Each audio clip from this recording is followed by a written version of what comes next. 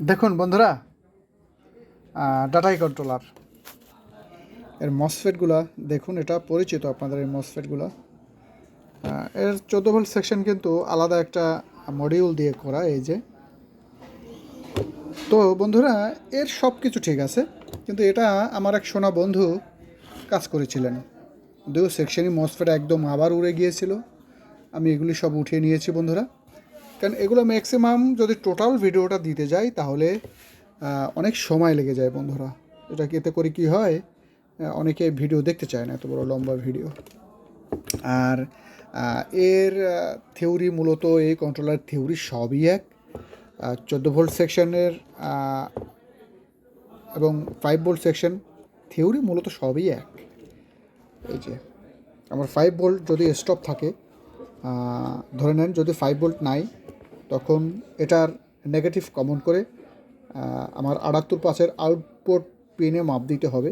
অথবা এই যে প্রিন্টটা দেখা যায় এখানে, আমার এই যে চিকন প্রিন্টটা এখানে চলে গেছে, এর নিচটাই কিন্তু 5 ভোল্ট, এই রেজিস্ট্যান্সের নিচটাই কিন্তু ডাইরেক্ট 5 ভোল্ট।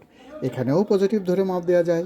যদি দেখা যায় যে ডাইরেক্ট শর্ট, কাটা মিটার 1কে মুড়ে রাখার পরেও যদি দেখা যায় ডাইরেক্ট শর্ট, তাহলে বুঝতে হবে আমার সিপিইউ শর্ট। প্রথমত ডাইরেক্ট সিপিইউটাই সন্দেহটা চলে যায়, তখন সিপিইউটা খুলে ফেলতে হবে। সিপিইউটা খুলে ফেলে আবার মাপ দিতে হবে ওইরকম। যদি দেখা যায় যে শর্টটা ছেড়ে দিয়েছে, তখন ডাইরেক্ট ভোল্টেজ ঢুকিয়ে দিতে হবে। ভোল্টেজ ঢুকিয়ে দিলে 5 ভোল্ট চালু হয়ে গেলে ব্যাস, সিপিইউ চেঞ্জ করে নাও, ঠিক হয়ে যাবে। আর এটার সমস্যাটা হয়েছে কি বন্ধুরা, এটা হলো আমার এক বন্ধু কাজ করেছেন। সেটা হলো Y1-এর জায়গায় উনি ওই রিক্সার ট্যান্ডেস্টার খুলে লাগিয়েছেন। H1 এই ভিন্ন ভিন্ন ওই যে দেখা যায়। আর এ পাশেরটা এগুলো ঠিক আছে, এটা ঠিক আছে। Y2 এটা ঠিক আছে, আর নিচের এটা G1 ঠিক আছে। কিন্তু এইখানে আমার বন্ধুরা এই রিক্সার ট্যান্ডেস্টার খুলে লাগিয়েছেন। না, এগুলি হবে না। এই যে Y1 এটা ঠিক আছে, এটা Y2 এটা ঠিক আছে, কিন্তু এই যে নেগেটিভ সেকশনের যে দুটো Y1 এবং Y2, এই দুটো ট্যান্ডেস্টার এখানেই উনি রিক্সারটা খুলে লাগিয়েছেন। যেমন এই Y1-এর জায়গায় যদি আমরা G1 লাগাই, হবে না বন্ধুরা। আমার প্র্যাকটিক্যালি দেখা, এগুলি হবে না, এর ভ্যালু ডিস্টেন্স রয়েছে। তাই এগুলো থেকে সাবধান। আমার এই ভিডিও যারা দেখছেন, এগুলি থেকে সাবধান বন্ধুরা। তো আমরা এই মসফেটগুলো লাগিয়ে রান করার সাথে সাথে, লোড দেওয়ার সাথে সাথে মসফেটগুলো আবার উড়ে গেছে। তো এই ভাই আমার কাছে এটা নিয়ে আসছেন। তো আমি মসফেটগুলো খুলে দেখুন কি সুন্দর করে পরিষ্কার করে নিয়েছি। আমার প্রিয় ভাইয়েরা, দেখে নিন, এভাবে সুন্দর করে পরিষ্কার করে নেবেন। এবং ট্যান্ডেস্টারগুলো আমি এখন পর্যন্ত লাগাইনি, আমি এগুলো সব সুন্দর করে আবার লাগাবো। এই যে ছোটো যে ট্যান্ডেস্টারগুলো আছে Y1 Y2, এগুলো সব খুলে আমি চেক করবো এখন, তারপর আবার লাগিয়ে নেব। আমি রেজিস্ট্যান্সগুলো চেক করে নিয়েছি, এগুলো সব ঠিক আছে। এইভাবে পরিষ্কার করে লাগাবেন। আমি এবার ট্যান্ডেস্টারগুলো চেঞ্জ করব আমার প্রিয় ভাইয়েরা, তারপর আমি ইনশাআল্লাহ কন্ট্রোলারটাকে রানিং করে ফেলবো। কিন্তু এখানে কন্ট্রোলারটা রানিং হয়ে গেছিলো। আমার এই ভাই সমস্ত ট্রানজিস্টরগুলো, মানে মসফেটগুলো চেঞ্জ করে মসফেট লাগাইছিল, ওর শর্টটাও বুঝতে পারছিল। কিন্তু এই যে ভিন্ন টাইপের ট্রানজিস্টার, ছোটো ট্রানজিস্টারগুলো, এসএমডি ট্রানজিস্টারগুলো ভিন্ন টাইপ লাগানোর কারণেই এই সমস্যাটা হয়ে গেছে। তো ইনশাল্লাহ এটা ঠিক হয়ে যাবে। এইগুলো আমি সব সার্চ করব এবং চেঞ্জ করে নেব বন্ধুরা। আর এই যে বন্ধুরা, বাংলার সিংহ এখন আরও নতুন স্টাইল, নতুন রূপে বন্ধুরা। এই যে এর ভিতরটা দেখুন বন্ধুরা, এই যে এর কলিজাটা দেখুন। এ সব সময় খোলা থাকে, আমি কোনো মেশিনের টপ আটকাই না বন্ধুরা। আপনারা আসবেন, ভালো লাগলে নিয়ে যাবেন, দেখে শুনে যাচাই করে নিয়ে যাবেন বন্ধুরা। এই যে শুধু ওয়ান করে দিন, আর হাত দেওয়ার প্রয়োজন নাই বন্ধুরা। আপনারা এটার ভিতরে 2-3টা টাইপ ব্যবহার করা আছে। আপনারা এটা ইচ্ছা করলে স্বাভাবিক মেশিনের মতো ব্যবহার করতে পারবেন, অটো কাজ করবে না। এই যে দেখুন বন্ধুরা, এই যে মাত্র 1 সেকেন্ডের হাফ টাইম অ্যাম্পিয়ার নেবে বন্ধুরা। এই যে দেখুন, সাথে সাথে জিরো হয়ে যাবে। এই যে উঠে যাচ্ছে বন্ধুরা, অ্যানালগ 2500 ভোল্ট। এই যে ফুল চার্জ, শর্ট দেওয়ার উপযোগী হয়ে গেছে বন্ধুরা। অটোমেটিক শর্ট নিয়ে নেবে বন্ধুরা। এই যে ব্যাস, আবার সাথে সাথে চার্জিংয়ে চলে যাবে বন্ধুরা। এই যে দেখুন বন্ধুরা, আবার সাথে সাথে চার্জিংয়ে চলে গেছে। এই যে দেখুন, বাংলাদেশে সর্বোচ্চ চার্জিং হাই কোয়ালিটি এবং খুব দ্রুত, মাত্র 3 থেকে 4 সেকেন্ড সময় নেয় বন্ধুরা। এই যে দেখুন, আবার ফুল চার্জ ইন্ডিকেট ও আবার অটো শর্ট হয়ে যাবে। আপনি বন্ধ করে না রাখা পর্যন্ত শর্ট হতেই থাকবে বন্ধুরা। এটাকে আবার অফ করেও রাখা যায় বন্ধুরা, এটাকে আবার অফ করে রাখা যায় বন্ধুরা। আমি দেখাচ্ছি, এই যে বন্ধুরা আমি আবার চালু করে দিলাম। এখন আর এর অটো কাজ করবে না বন্ধুরা, এর অটো কাজ করবে না, এর অটো মুডটা অফ করে দিছি আমি। এখন আমাকে এটা হাতে শর্ট করতে হবে বন্ধুরা। এই যে দেখুন, অটোমেটিক চার্জিংয়ে চলে যাচ্ছে। এই যে দেখুন বন্ধুরা, এই যে চার্জিংয়ে চলে যাচ্ছে। এই যে এটা মানে স্বাভাবিক মেশিনের মতো আমাদের আগের যে মডেলটা ছিল ঠিক সেরকমই ও চার্জিংয়ে চলে যাবে, একদম 2500 ভোল্ট পর্যন্ত চলে যাবে বন্ধুরা। এই যে দেখুন, আস্তে আস্তে প্রায় গেছে। এই যে এখন এটা ফুল চার্জ হয়ে গেছে বন্ধুরা, একদম অ্যাম্পিয়ারটা জিরোতে চলে আসছে। দেখুন বন্ধুরা, বন্ধুরা পরিশ্রমের পয়সা দিয়ে আমি বারবার একটা কথা বলি, ব্র্যান্ড কিনবেন বন্ধুরা, ব্র্যান্ড। এবং যে সামগ্রীটি আপনি কিনছেন সেই সামগ্রীটি আসলে কতটুকু ফিটিংস 100% ক্লিয়ার বন্ধুরা। এই যে দেখুন, এখন আপনাকে হাত দিয়ে শর্ট করতে হবে বন্ধুরা। এটা full charge indicate 1, auto short, এ দুটোই আপনি 1/1 অফ রেখে কাজ করতে পারবেন। দেখুন বন্ধুরা, আমি এটাকে বন্ধ করে দিলাম। এই যে দেখুন বন্ধুরা, আমি আবার এটাকে চালু করে দিয়েছি। ও এখনই আবার চার্জিং মোডে চলে যাবে, কিন্তু এর অটো শর্টটা আর কাজ করবে না। এর কারণ হচ্ছে এটার নির্দিষ্ট জায়গায় বাটন রয়েছে, আমি বাটন অফ করে রাখছি। এখন এটাকে আমি হাত দিয়ে শর্ট দেবো, কিন্তু এর ফুল চার্জ ইন্ডিকেট কাজ করবে, এর ফুল চার্জ ইন্ডিকেটটা কাজ করবে। এই যে দেখুন বন্ধুরা, এর ফুল চার্জ ইন্ডিকেটটা কাজ করতেছে, কিন্তু অটো শর্টিংটা আর কাজ করবে না। এটা আমার বাটন থেকে অফ করা আছে, মানে 2-3 রকমের টাইপ করা আছে বন্ধুরা। খুবই চমৎকার একটি ম্যাগনেটাইজার মেশিন। এটা আপনারা সরাসরি না দেখলে বুঝবেন না। এই যে দেখুন, ও ইন্ডিকেট করতে থাকবে, এটা অটো শর্ট করে দিন, ব্যাস। আবার এই ফুল চার্জ সম্পূর্ণ অফ রেখে ভিন্ন ভিন্ন টাইপে এটা ব্যবহার করতে পারবেন বন্ধুরা।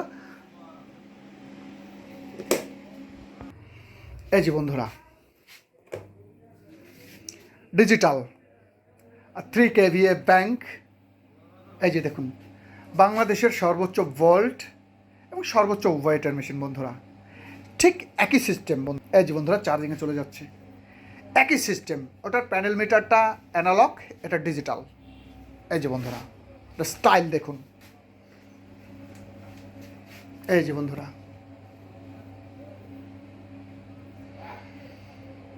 সম্পূর্ণ ইম্পোর্ট করা মাল দিয়ে তৈরি বন্ধুরা। এই যে দেখুন, এই যে 3 kVA হয়ে যাওয়ার সাথে সাথেই ও ফুল চার্জ ইন্ডিকেট করতে থাকবে এবং অটোমেটিক শর্ট হয়ে যাবে বন্ধুরা। এই যে আপনাকে কোনো হাত দেওয়ার প্রয়োজন নাই বন্ধুরা। এটাও হুবাহু ওই একই রকম। ইচ্ছে করলে আপনি ডিজিটাল সিস্টেম অফ রেখেও এটাকে ব্যবহার করতে পারবেন, স্বাভাবিক অ্যাভেলেবেল মেশিনের মতো বন্ধুরা। এই যে দেখুন, আবারও চার্জিংয়ে চলে যাচ্ছে সাথে সাথে। দেখুন, সাথে সাথে আবার চার্জিংয়ে চলে গেছে। এই যে 3 kVA হওয়ার সাথে সাথেই বন্ধুরা ফুল চার্জ ইন্ডিকেট করবে এবং হাত লাগাবার প্রয়োজন নাই, অটো শর্ট হয়ে যাবে। আমি আবারও বলছি বন্ধুরা, ইচ্ছে করলে এটা আপনি অটো সিস্টেমটা অফ রেখেও স্বাভাবিক অ্যাভেলেবেল যে মেশিনগুলো আমরা ইউজ করি সেই মেশিনের মতো আপনারা ব্যবহার করতে পারবেন বন্ধুরা। এই যে বন্ধুরা, 3 kVA হয়ে যাওয়ার সাথে সাথেই ফুল চার্জ ইন্ডিকেট। তো বন্ধুরা, আমন্ত্রণ রইল এই বাংলার সিংহ নেয়ার জন্যে, দেখার জন্যে বন্ধুরা।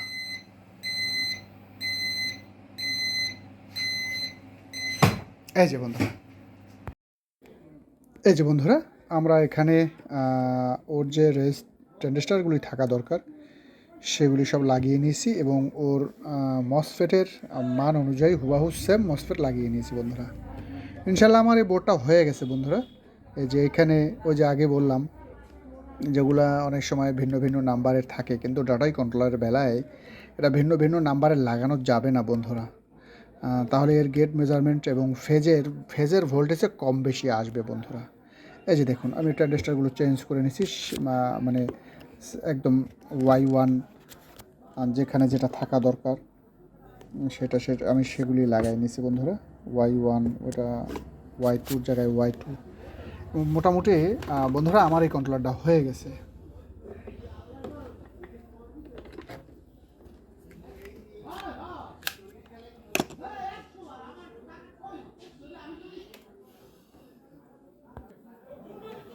এই যে দেখুন বন্ধুরা,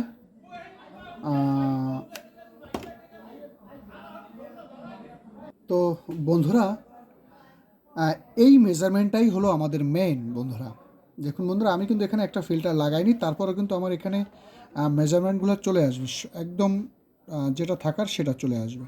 এই যে দেখুন, আমি ফেজ ভোল্টেজটা দেখাচ্ছি। দেখুন আমার প্রত্যেক ফেজে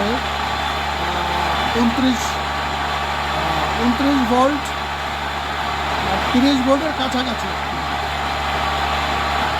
এই যে দেখুন বন্ধুরা, আমার তিনোটা ফেজ সমান আছে। এই মেজারমেন্টটাই কিন্তু বন্ধুরা একদম কমন। আমি আমার নেগেটিভ সেকশনের Y1-এর মাথার যে গেট ভোল্টেজটা, এই যে দেখুন, এই যে এখানে কিন্তু 5 ভোল্ট চলে আসছে, একদম 5 ভোল্ট। এই সেকশনটা আমি কাজ করছি বন্ধুরা। এবার আমি ব্লু সেকশনটা দেখছি, দেখুন একদম হুবাহু সেম ভোল্টেজটা আছে, প্রায় 5 ভোল্ট। এই যে বন্ধুরা, এই যে 5 ভোল্ট ওঠা নামা প্রায় সেম, দু এক পয়েন্ট কোনো ব্যাপার না। এই যে দেখুন, এই যে প্রায় সেম। আমার এই যে কমন ফেজটা, বিশেষ করে টাটাই কন্ট্রোলারের বেলায় যে হলুদ কালারটা, এটা আমরা কমন ফেজ ধরে নিই। তো এই কমন ফেজটা সবসময় একটু বেশি থাকবে বন্ধুরা, 10 পয়েন্ট বা 20 পয়েন্ট বেশি থাকবে। কিন্তু ফেজে ভোল্টেজ সমান থাকবে, মোটরের ফেজে ভোল্টেজটা সমান থাকবে, গেট ভোল্টেজের বেলায় একটু বেশি থাকবে বন্ধুরা। এই যে দেখুন, আমার ফেজে ভোল্টেজ আছে প্রায় 30, আর এই যে দেখুন, এই যে প্রায় 35, 34.5, মানে এই ভোল্টেজটা এটার সাথে আমার যোগ হয়ে যাবে, ফেজের ভোল্টেজটার সাথে যোগ হয়ে গিয়ে আমার এই Y1-এর মাথায় দেখা যাবে বন্ধুরা। এই হলো এর মেজারমেন্ট আর কি। তবে ম্যাক্সিমাম কন্ট্রোলারের থিওরি কিন্তু এক, এবং সাইন ওয়েভটা কিন্তু আলাদা। আমি আবারও বলি বন্ধুরা, সাইন ওয়েভটা কিন্তু সম্পূর্ণ ভিন্ন, এর ভোল্টেজ মেজারমেন্ট সম্পূর্ণ ভিন্ন। সাইন ওয়েভের মোটরের ফেজে যে ভোল্টেজটা আসবে, আমার গেটেও সেই ভোল্টেজটাই কিন্তু আসবে, এবং সাইন ওয়েভ কিন্তু অ্যাভেলেবেল মোটর দিয়ে চেক করা যাবে না। Sine wave controller sine wave motor দিয়েই চেক করতে হবে বন্ধুরা। তো বন্ধুরা, আমি এই কন্ট্রোলারটাও আপনাদেরকে রিপেয়ার করে দেখালাম। এই কন্ট্রোলারটা যে ভাই দেখেছিলেন, প্রায় রিপেয়ার করে ফেলেছিলেন, কিন্তু উনি এইখানে ভিন্ন ভিন্ন টাইপের ট্রানজিস্টার লাগাইছেন, যার কারণে উল্টাপাল্টা ট্রানজিস্টার লাগাইছেন, যার কারণে কন্ট্রোলারটা উনি ঠিক করতে পারেন নাই, রান হওয়ার সাথে সাথেই আবার মরে গেছে বন্ধুরা। তো এই ভিন্ন ভিন্ন টাইপের, বিশেষ করে ডাটাই কন্ট্রোলারের ক্ষেত্রে ভিন্ন ভিন্ন টাইপের ট্রানজিস্টার লাগানো যাবে না, ষোলো SMD ট্রানজিস্টারগুলো লাগানো যাবে না।